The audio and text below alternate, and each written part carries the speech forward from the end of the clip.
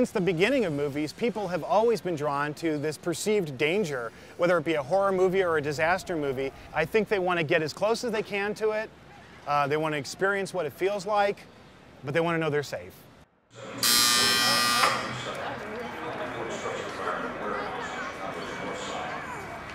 I think when you look at things like disaster movies or horror movies, you have to look at the time and when these films were released. If you're talking about horror movies, and Universal invented the horror movie genre in the 20s, well, in the 20s and 30s, it was the stock market crash, it was the Great Depression. So it's interesting that people were drawn during those really troublesome times to horrific movie content.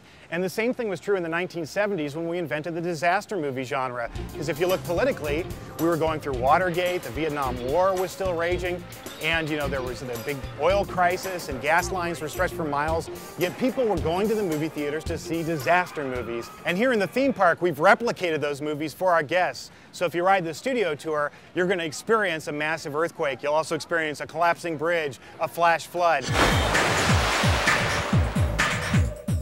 So we like to watch our worst nightmares, our fondest desire, and we like the theater of it. We go, we visit, we go to our funeral, we see death, we go on the ride, and then we have dinner, and everything's fine, and then we're home. Maybe it's an American thing. It's part of the West. It's part of the fantasy of burning the towns down. It's in every other Western. Disasters are not helping you face it. They're helping you put it aside, helping you forget it. So the more the disaster is presented in a glamorous way, the easier it is to forget. It's very odd to try to understand this connection between the imaginary disaster and actual events, and the way they're played one against the other. A great example is Earthquake. We opened that attraction in 1989. Simulates a massive earthquake in San Francisco, in the BART station. And of course, we all know in 1989, shortly after we built that attraction, there was a massive earthquake in San Francisco. It means that there's a world between fact and fiction where we live. We don't care whether it's true. We only care whether it's convincing.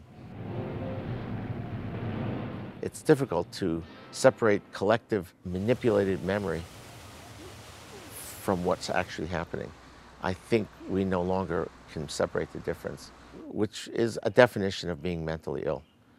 We're going through a low-grade nervous breakdown as a way to stay in business.